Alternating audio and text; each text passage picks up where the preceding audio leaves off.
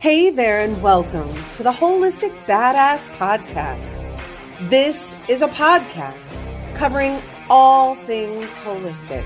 That means addressing topics covering and encompassing all of the things pertaining to the whole you, body, mind, and spirit.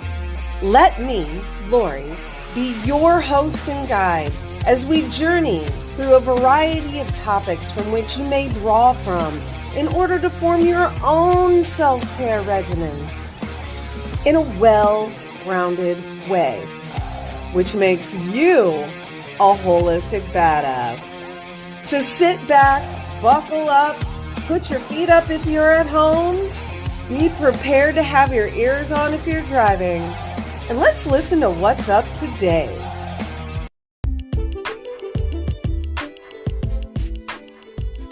The information presented in this podcast is for informational and self-education use only. It is not intended for self-diagnosis, nor treatment, nor anything that constitutes the practice of medicine. Please consult with a qualified physician concerning the prudence of and before undertaking any major changes in diet, any treatments for disease, any use of drugs or prescription items, or the cessation thereof. Coming soon is HerbalCon, March 14th, 2026 in Wapakoneta, Ohio. Learn about Tale of Three Mints from Lori Osterloh Hageman, Holistic Pet Care from Samantha Youngblood and Rafaela Ayala. Experience a sound bath from Angel Roan, and learn all about mixing your own cover crops from the Ohio State University Extension Office. Foraging and Happy Cooking will be brought to you by Lorenzo Tavani. Visit our many vendors. Feel free to pick the brain of many practitioners and authors that will be present. Get your prepaid admission now at herbchickonline.com in the shop. It's cheaper in advance. Oh, hey there. It is spring in Ohio, or at least pretty damn close to it. And I am getting ready for HerbalCon, as you saw or heard in that little commercial that we put on there. However, I would like to go ahead and give you a conversation that I had with my friend Jessica Ann. She goes by the Fire Moon Witch. You'll find her on Instagram at _Fire Moon Witch. And she's going to tell you a little bit about what she does. Meanwhile, I'm out here working on cleaning up my beds for spring. Hey there, holistic badasses. Today we have a treat. I have Jessica Ann with us, and she is going to espouse on what she does and how it helps us all holistically. Jessica, why don't you go ahead and introduce yourself? Hi, everybody. I'm Jessica, also known as the Fire Moon Witch. I am a medium, psychic, tarot reader, practitioner of the esoteric arts, and have been for truly my whole life, but professionally doing this for 5 years. But reading signs and symbols as long as I can remember. I have a deep background in theological studies and healthcare, as well as the study of the occult. So this will be really interesting. Thank you for having me on here. Awesome sauce. So I know I kind of got referred through a friend of a friend because I put a shout out saying I was looking for people to be on the podcast. But I just found what you do pretty fascinating. And I kind of wanted to know, how did you even get into doing this? Given, I believe you said that you were working as a phlebotomist. Yeah. How does one make the leap, I should say, to kind of go from drawing blood and running it under a microscope and doing all of the things to what you do now? Well, this has been a long and winding road. So I think the people who tend to step into my profession, it's a calling. really, truly. I have always been interested ever since I was little in the other world, in the magic that exists. And I was raised evangelical and pull that into a lot of my practices. That's where I started off, having a very deep connection in that realm with spirit. And I, after my second child was born, I decided that I needed to seek something other than mental health care and physical care. I think, like a lot of mothers, um, I was hitting a point in postpartum where I had some postpartum depression and anxiety, and I was doing the things, you Mhm. know, would recommend your mental and your physical health, but there was a piece missing. So I went and saw a person named Sherry Rathburn at Om to Om, and her place was in Pal at the time. And I went to see her for a Reiki session. And when I went in there, she said, I also do messages. And if messages come through, are you open to it? And I said, sure, absolutely. And that first Reiki session, 15 years ago, sent me down the rabbit hole of all things spiritually healing. Mhm. It was profoundly impactful. And she told me at that session that I would be doing what she did. And I didn't believe her at all. Absolutely not.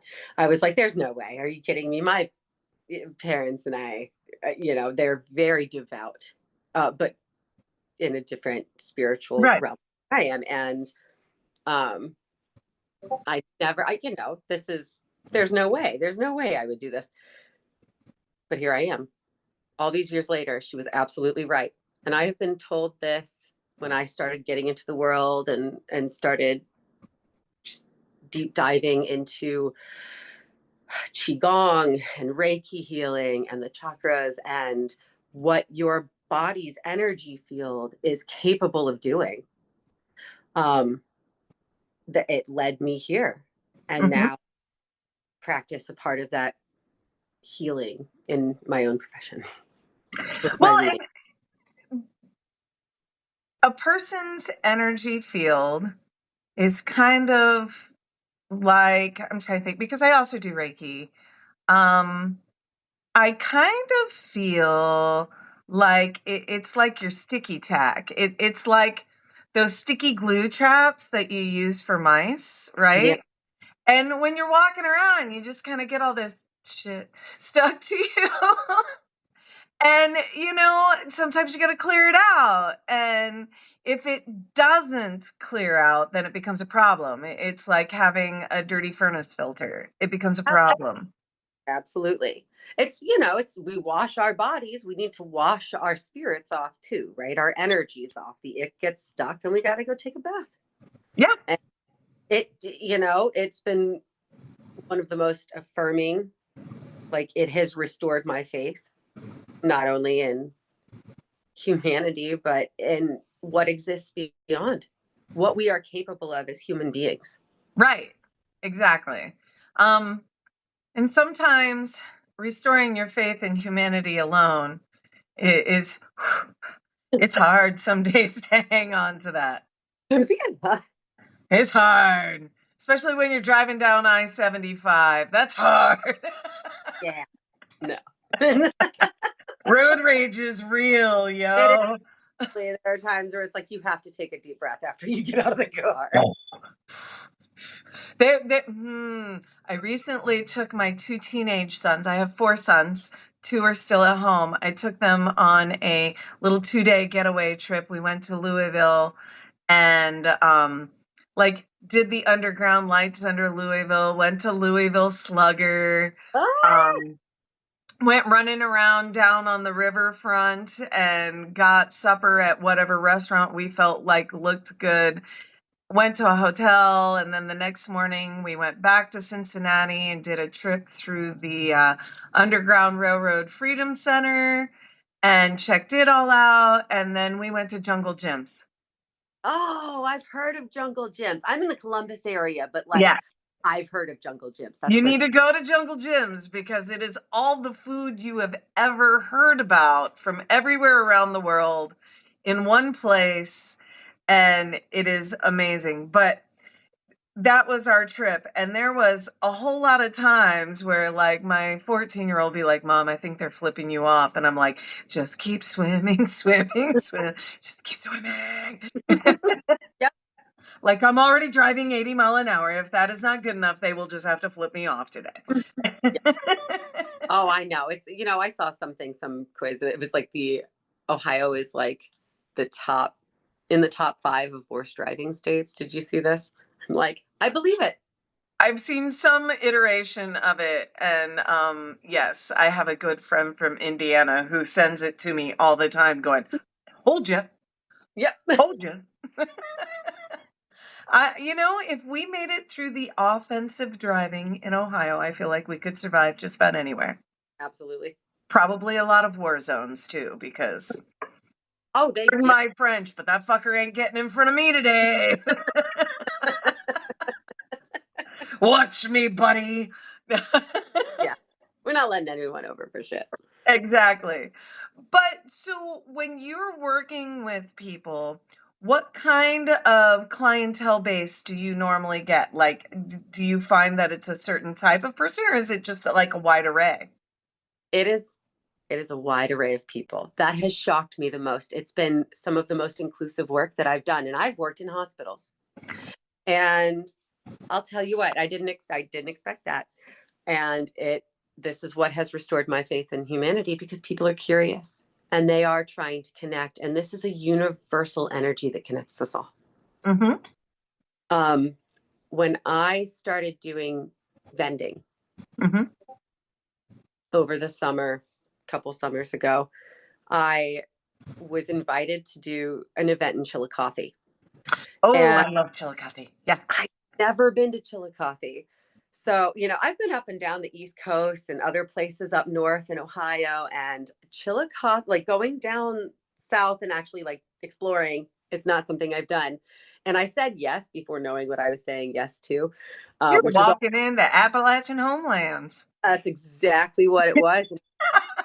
Like church on every corner, right? And like it was so I'm very used to doing love and light, new age, spiritualist, those types of events. This was a nonprofit organization that was spearheading for RUC 22, which is their veteran firefighter and veteran suicide prevention and awareness. Mm-hmm. So I wasn't sure how it was going to be received. And I met some of the most incredible people down there. They couldn't wait to talk. There were children that came to my tent. My first read of the day, a grandmother brought her child, her granddaughter. Oh, wow. Kids. And that was the first kid that I've read professionally. I typically don't do that, but when Spirit says do it, you do it. Right. And I watched this little girl who like sat down in my chair, kind of balled up, and I'm like, do you want to chat? And she's like, and I'm like, okay, like, let's talk. And by the end of the session, she had just opened up. It was like closed off to rainbow. And I did not realize halfway through until that it was her grandmother that brought her in. And I went, oh God, like I didn't okay this with the mother, and I wasn't sure how that was going to be received. And a woman 2 hours later, I'm in the middle of a read and she comes into my tent and she's waiting. And I'm like, I bet this is the mom and I might be in trouble. And she sat there and she said, hey, I'm really sorry to interrupt, but I needed to come find you and thank you, because my daughter's been in therapy for 4 years. And the progress I just watched her make and talking to you is something that I've been waiting to see for 4 years. Oh, wow. It was so profound. And this is like, it's when I say it's a wide array of people that come to see me, it is everybody. I've had skeptics. I was asked to do an Irish wake this summer. Oh, that'd be fun. Actually, that would be fun. At least 100 people are at this event. Oh, I'm sure. Big Irish Catholic family. And some of the most, I love this whole family. They are just light. They are just light and sunshine and vibrance. And I had a room set up and they would come in and I had every single person. And by the end of the night, there was a skeptical husband who found his way and was asking for a read. Like the skeptical ones are my favorite because I understand it. You know, you should walk into this with a healthy skepticism. You should. Because there are some people who are pretty shady. Absolutely. You know, just like there are, you know, mental health professionals that shouldn't be practicing with people's Right. minds and doctors that, you know, give other doctors a bad name. You get the same with readers. And so I completely understand. And especially when you're dealing with any kind of care profession, right? Whether it's childcare, healthcare, body care, mind care, soul care, there you need to practice that with, you know, a very mindful, soulful A level of ethical and moral standards. yeah, because you know these are people's hearts, these are people's minds, and you know, yeah, you just like in the other realms, you get people that don't mean well, Right. don't practice mindfully, and you know, it's sorry. But I think when you're able to, like, when you're, that's one of the reasons that led me to where I am today. Like I always knew that I was going to be in a level of care or like in a care role. Um, I never thought it would be this, but there's such I think a need. I think a lot of people are curious. A lot of people are, um, they're seeking Something. outside the box. Yeah. Yeah. They're seeking Um, something, anything sometimes. yes. Right. And yeah, being in a position where, you know, you are, especially young minds, especially when people are wanting to bring, you know, kids, um, you need to practice that with a level of care. Yes. Yeah. Yes. So, is there a particular school of thought or a particular discipline that you adhere to? So I have a background in like Christianity. I've very, very studied on, um, I appreciate Jesus. Um, as far as a background of thought, I mean, I believe, have you ever read, the Kybalion? Like, Yeah. the Gnostic, yeah. So I very much believe that, you know, there is a universal connecting energy, that that we are reincarnate, that we exist beyond what we see here, and that we are able to tap into the energies around us and use them for our benefit and the collective good. Mm-hmm. I think, um, I believe more in practicing that people are inherently good. And Yes. more often than not, people get the ick on them. It's like what we talked about earlier, where the stuff stacks on you. Mm-hmm. So when that's happening, that's when we have hurt people hurting others or not understanding, and it limits our beliefs. And people, when I read on people's energy, something I see a lot in people are like hooks that, kind of get stuck in the crevices and cracks, and it pulls them down into places that they don't want to be. Lower level vibrations of Mm-hmm. fear, resentment, anger. And there's place for anger. And what we should do is when we're experiencing those feelings, we work through them, right? Like we explore that about ourselves and dive deeper. But when we hold these belief systems that are outdated and don't serve us, you know, we walk around in the world, and that's, I think, you know, we feel that ick on us. It feels gross. Daunting. Yes.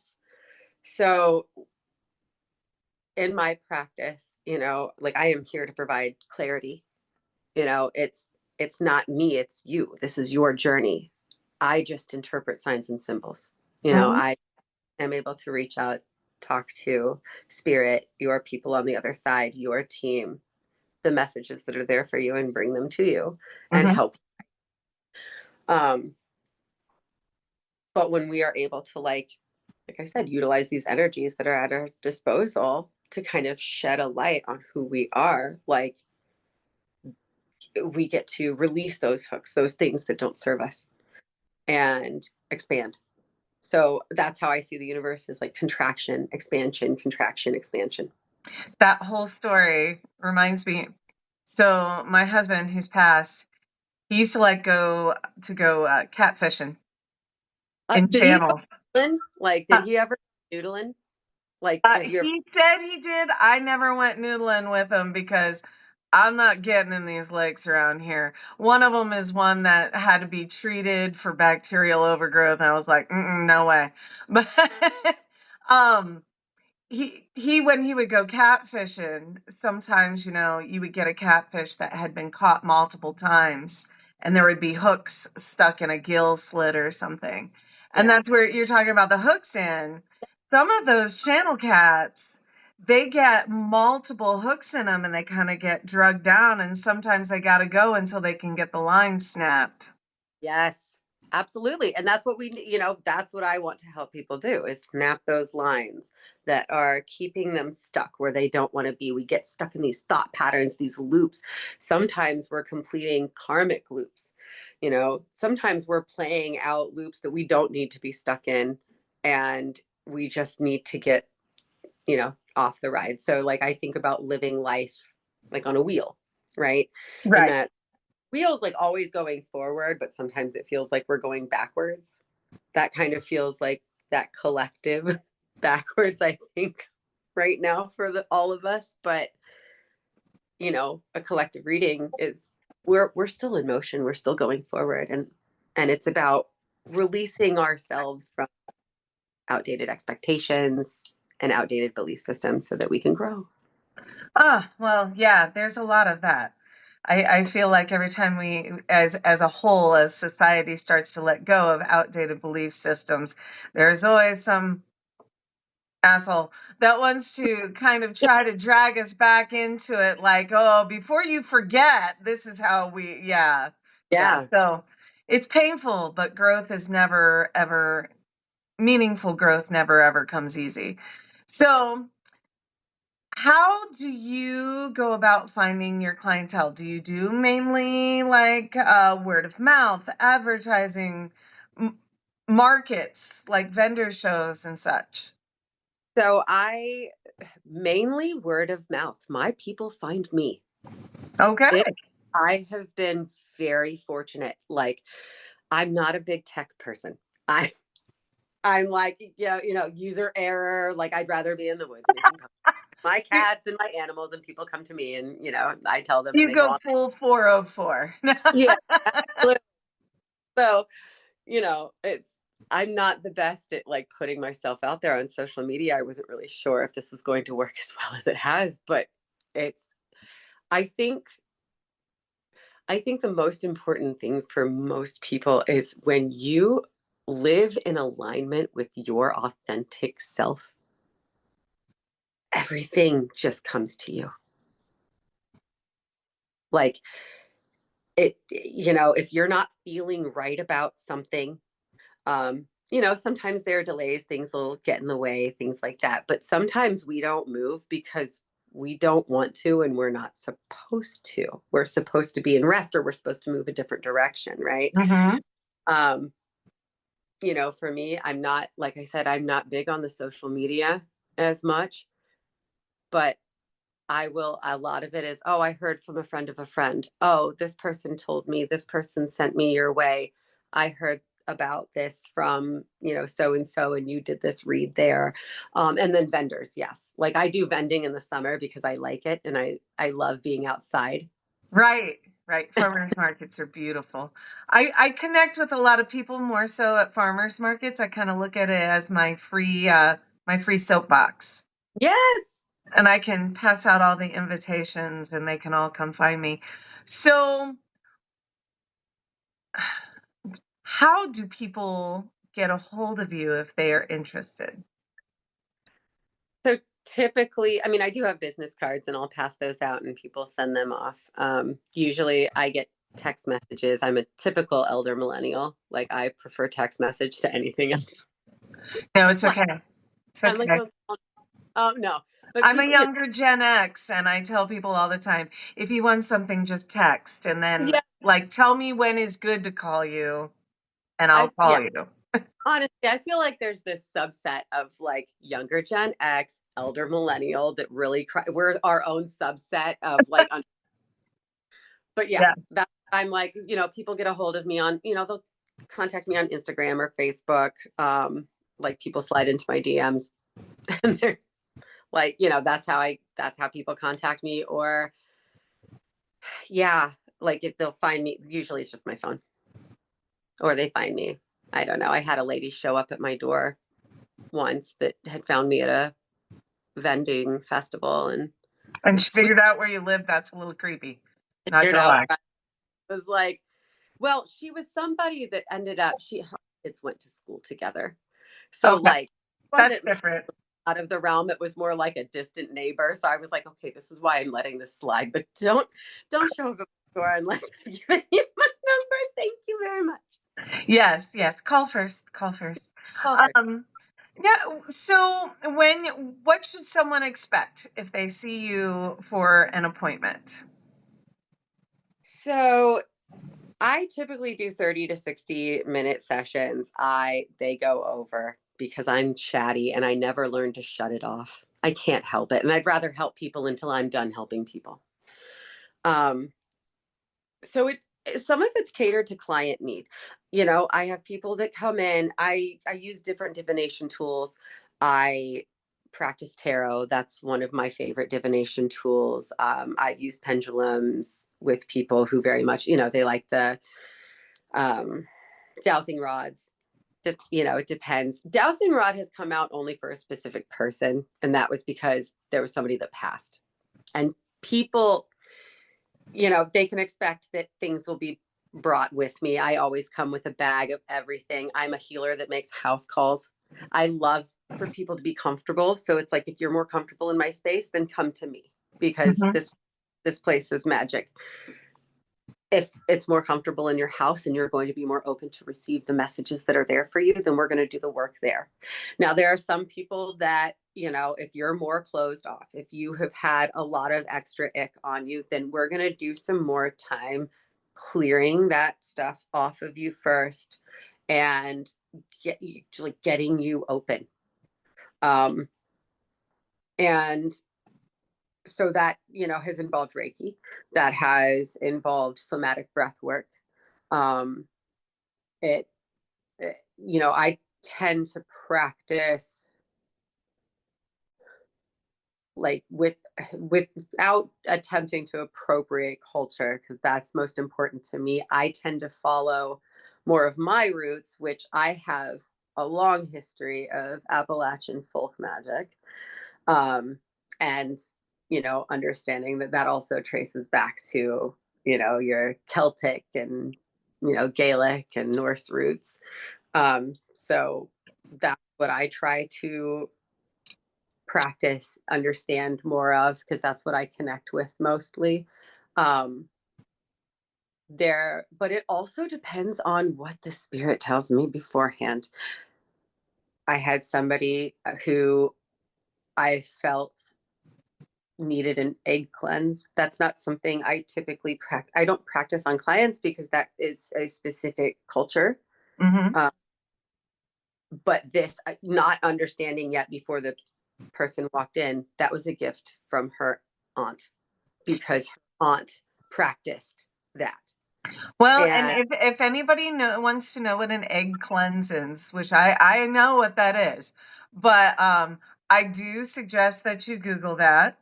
Um, and in saying that, because I live in a heavily Catholic area, and there are a lot of people who freak out with the occult, and I have never been one of those people.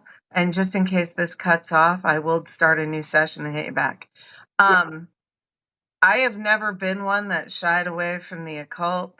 I remember talking to the priest when I went through my confirmation interview, because they have to, put the little Yeah. stamp of approval on there. And he brought it up. He was like, "What is this crap? Like, everybody tells me that you're into witchcraft." And I said, "I'm not into witchcraft. I'm Catholic. Can't be a witch and be Catholic. What's wrong with you?" And then he started saying about the occult, and I was like, "I don't understand what your point is." You know, I'm like, "What is your point? Like, I can't ask questions and be Catholic? Like, what the hell point is that?" And so I threw at him, a paraphrased line from Thomas Aquinas was, "It is by questioning your faith that you become deeper in your faith." And I said, "I don't know what's wrong with you. This is what you're supposed to do." And then he was a little annoyed that I threw his own material back at him. But Yeah, they don't. he literally wanted to know my thoughts, and I had friends, it was back in the days of skater trash and like the beginnings of goth. It was pre-goth goth. And I just looked at him. Yeah, like the skater thrasher trasher stuff. And I just looked at him. I said, "Why are you so worried?" I said, "If you did your job, none of this should matter." Yeah. I was like, I should be well rooted. I should not be scared. Lo, though I walk through the valley of the shadow of death. And he just got really quiet and he goes, "Yeah, you're fine." And he put his little stamp on there and signed and dated it. And he goes, "Go away." But no, I mean, I don't get shook up on that. It doesn't scare me because I'm pretty firmly rooted. And I guess I could see where if people were very fearful or not taught to be very secure and sure of themselves, where they could get to think that. But I'm just kind of like, you want to be in the world, not of it. That's what it is. And that was always the main things that stuck through me through everything was be in the world, not of it. And be secure in knowing that you are you. And even though we're all adjoined, we're like little pearls on a string, Yes. Your own little bubble, and you can affect the others, but you are not them. Yeah. Correct. Yeah. And it's, and if you study Jesus's words, right? Yeah. And just focus on Jesus's words. It's very much connected to love. Jesus, and this is just, you can edit this out if you want to. No, I'm going to leave it because I think it needs to be out loud. Yes. So I've studied Jesus since I was little. I was raised evangelical Christian with sprinklings of fundamentalism. My parents, I was eating, sleeping, breathing church. I went to church camp. I went to church school. I went to conferences, mission trips, all of it. And my path led me here, as this is what I have found to be the most empowering. And it truly brought me back in full understanding of Jesus. Because the way that I experience Jesus, that I understand him, is as shaman. He understood the poor. He understood the oppressed. He was there to unite the people, to take care of everybody. He was kind of a radical dude. Absolutely. I mean, if you're flipping tables in the churches, that's they didn't like that, right? Exactly. Because he touched on the true nature of love, the highest frequency that exists. Like, love is the all father, right? And we are meant to love. We are meant to love our neighbors. We are meant to love, the poor, the meek. We are meant to bless them. And we are meant to love ourselves, in which case we have to take care of self-care. Absolutely. So in some of the stuff when we were chatting back and forth, you had said that you do some shadow work. And I know some people then think that they're delving into some kind of weird occult thing. But I take shadow work to mean that it's just the not so pretty fluffy parts of ourselves. Yes. And you get both sides of a coin when you get a quarter. So And that's literally what it it is about diving into your dark and integrating it with your light and remembering that you are the light. You get to embrace all that you are, and that is a part of all of us, you know? And instead of fearing those things and running away and turning away from parts of ourselves and parts of other people that we see, we're seeing ourselves in other people, and then we reject that. And then, I think that's part of the reason why the world is when we actually start to embrace all of that and right. accept ourselves as all that we are. That's when the real growth starts.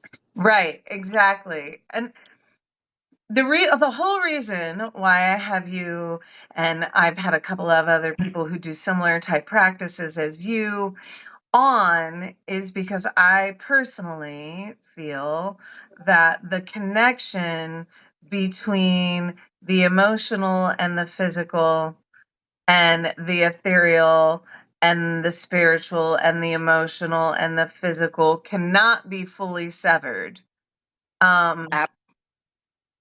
In traditional Chinese medicine and Ayurvedic medicine, which is my backgrounds, even though I'm whitey, white,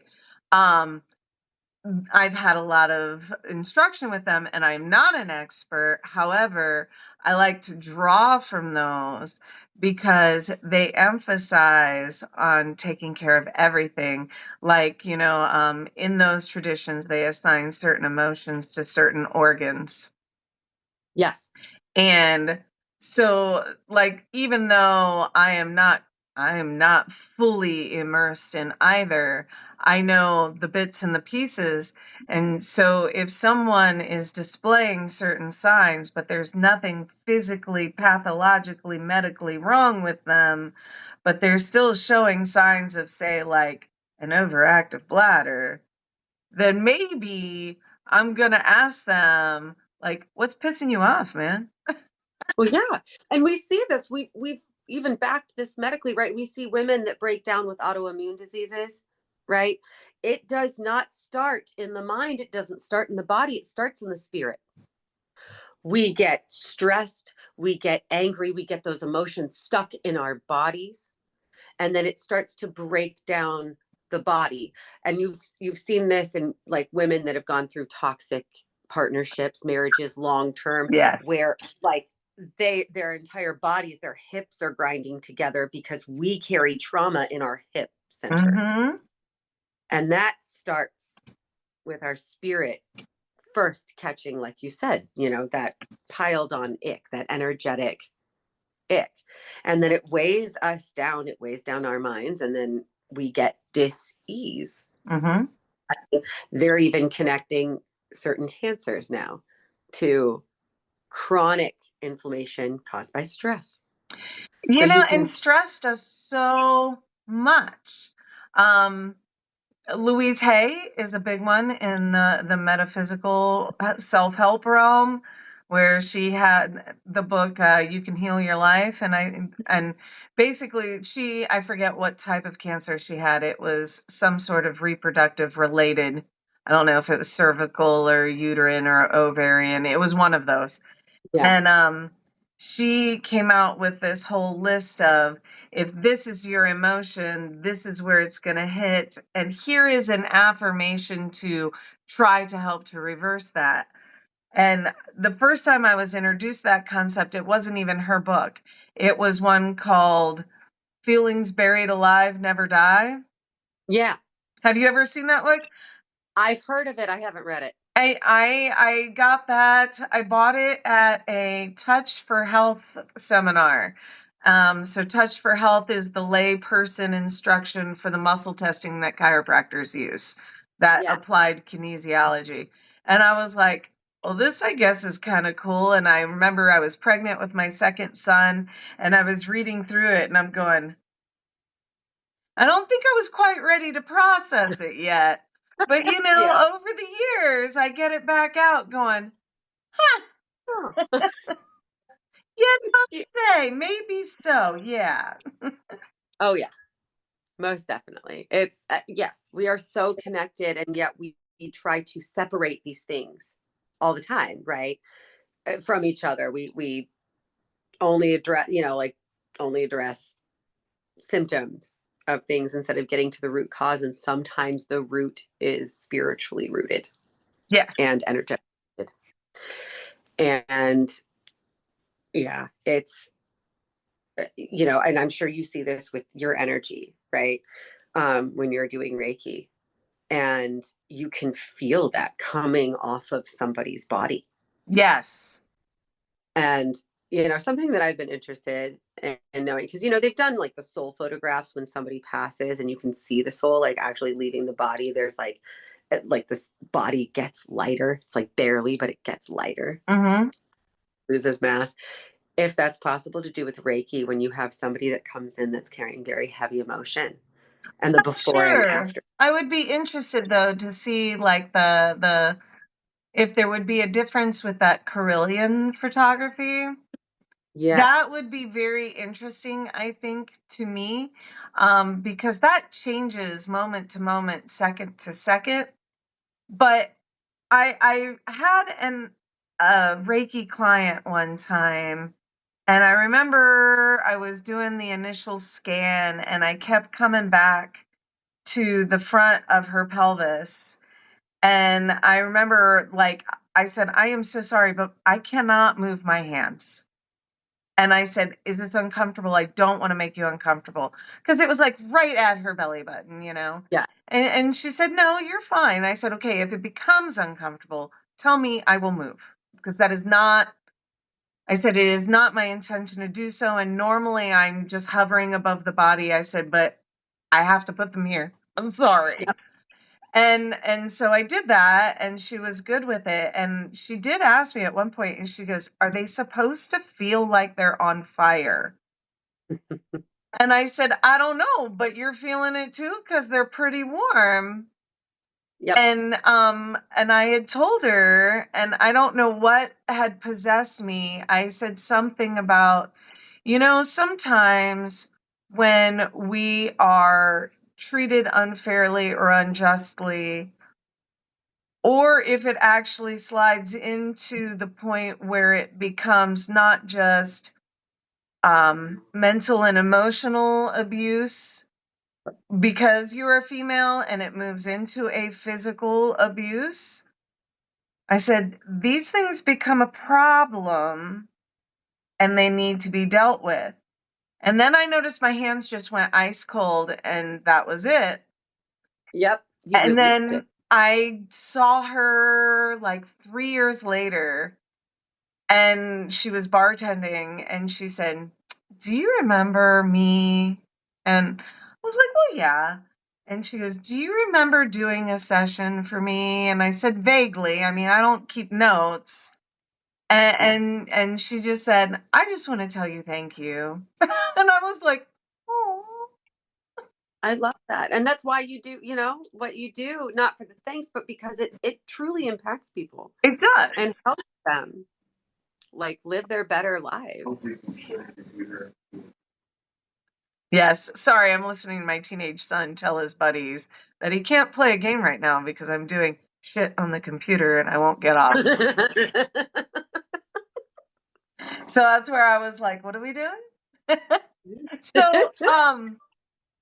if people want to have a session with you, what should they expect in a typical session? So in a typical session, if they're coming in, whether they're coming in here or I'm taking my bag of tricks to people, uh, I carry the elements with me. I work with the elements. I very much connected to, it depends, but fire obviously is my thing. So I'm usually carving candles with my handy dandy.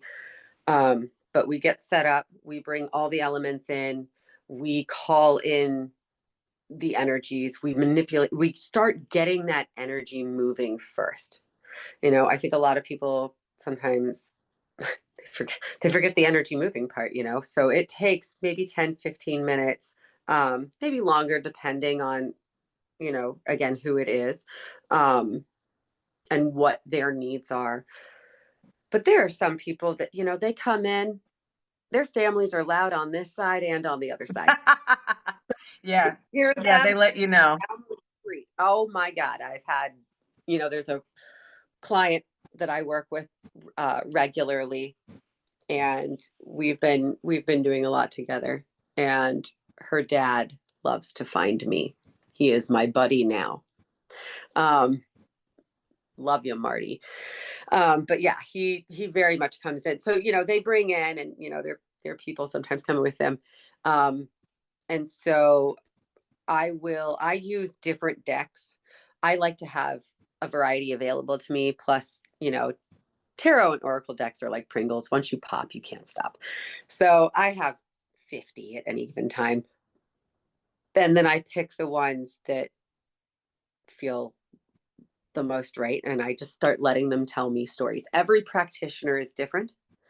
I let it talk to me, and then we just start diving down. So, depending on what's coming out, and some things are really heavy. There was a gentleman that I worked with recently.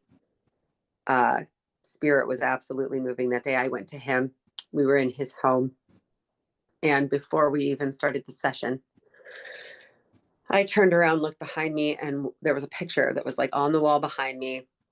Door was shut, had been shut 20 minutes prior, and it starts swinging. There's nothing moving around this picture. And I'm like, okay, here we go.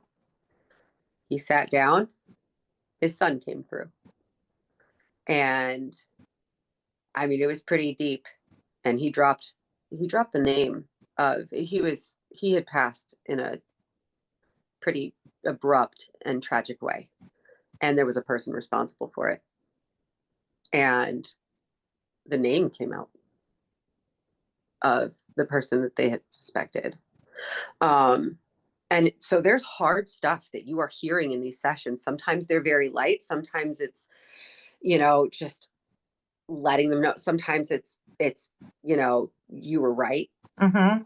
This is the name that came through. And saying goodbye and reassuring that they're okay and that he's at peace. And, so in those sessions where a lot of family members love to come through, if somebody's had someone pass on the other side, and we talk, and there are a lot of tears, but it is cathartic and it is releasing. And I know for that gentleman, he's been able to move forward in his life in ways that he was really struggling with some demons. But being able to connect with his son again and gain that clarity and that perspective, it's enlightening. Yes. So it's a purging of energies. You're getting information, clarity, understanding, confirmation, and usually that's the main thing of it. These are very confirming sessions for the people that come to see me. Because again, I think in a world where we've been taught to suppress the spirit connection, the energy connection, we're missing a whole huge part of healing. We're missing a whole huge part of connecting and realizing that we're still connected to the people that have gone before us, to the other world, to the divine. Yeah. It's it's Hang been, on just a second. Okay. I'll tell you when I'm done. Go away. I don't need you in the background. Okay. Sorry. No, you're fine. So, typically, they can expect to need some tissues. Sometimes messages that come through, are, it's they bring a sobering clarity of something. It's, information that there's no way, I've never met, Right. This person from Adam, and I'm, giving them information that, they're, a grandparent or a loved one has only told them, and, before they passed. And, that can be an overwhelming sensation, but it's reigniting that connection, that spark, that Right. universal, spirit connection. And, yeah, I mean, that's why I think I get a lot of repeat people, because, people keep wanting to talk to their loved ones. And I understand, and all of us can do this. Every single person Yeah, is exactly. of doing that. And, looking for the signs and the symbols and interpreting them. And, it's been a wild ride. Well, but I'm just in awe, because I think if it were me, that I would dismiss all of it and be like, you're just being crazy. None of this is happening. Did you have moments like that? Like, come on. Oh yeah. Myself personally, or having clients do that, or people do Yourself that? personally. Oh yeah. Oh, absolutely. It's still, as long as I've been doing this. And again, I've been reading professionally for, years, but I've been doing this forever. It never ceases to amaze me. There are times I have to double take. I still question. And I think it's okay. We're supposed to. Mm-hmm. We're supposed to use our discernment and wonder, and also stay open, walking that balance of like open, cautiously open. But yeah, I mean, there are absolutely times I was like, there's no fucking way.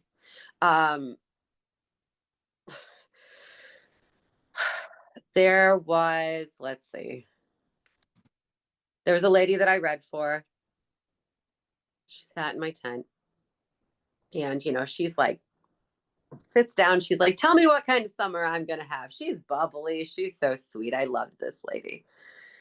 And I'm like, I'm not going to tell you about you. I'm going to talk to you about a male that's in your life. And the reading I got was, I kind of went through the things. Son, 20s. I'm like, he just recently got diagnosed with bipolar. Like, you've been on this journey for a while. And I just remember the quote. This was so, like, I remember her because she was sobbing so loudly, like in my tent. Like I had to make, close off. This is why I bring lots of curtains when I do my outdoor things, because I'm like, I want people to have privacy, because it gets loud. Right. And there was a quote that came to mind, and it was Dune. I've never read Dune. I'm in trouble for this with one of my best friends, because he's obsessed with Dune. But I was like, have you ever seen this? Like, there's a movie that came out, and there's this, it's called, Dune. And the quote was, fear is the mind killer. And she just went stark right. She said, and I was like, I'm getting, Paul, I'm hearing Paul. Her son's name was Paul. He started these things in his mid-20s, where he started having these episodes. And 2 weeks ago, after like a lot, 2 weeks after, yeah. After this long journey of, trying to figure all of this stuff out with him, and having all these episodes and not being able to help him, he ended up in some random town in the middle of nowhere in one of his episodes. And this rural doctor out in nowhere, like Montana, diagnosed him properly with bipolar disorder, and they were able to get him help. Wow. And that had just happened. And his name was Paul. He was obsessed with Dune. That was the book that he carried with him the whole time. And, so it's like, I can't know that. And it blows my mind, because I'm like, it's like some of the things, like, I remember from people, that's why I know practitioners that'll have a glass of wine or two before they read. And I understand that, because it's like, it's nerve wracking. I can't do that. Because I'm too swirly.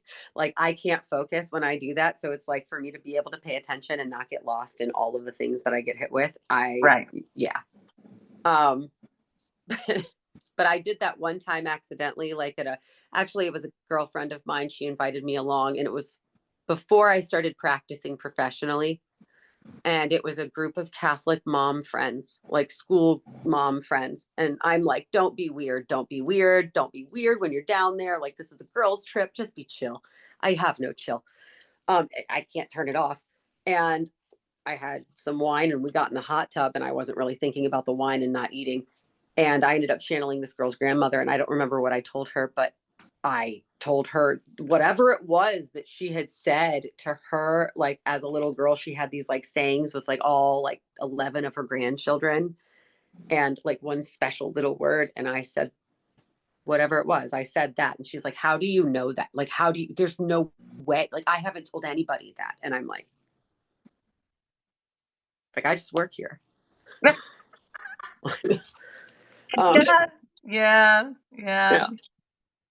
But yeah, it's the universe. It's the universe. And we are all in it, and everything affects everything else, which affects everything else.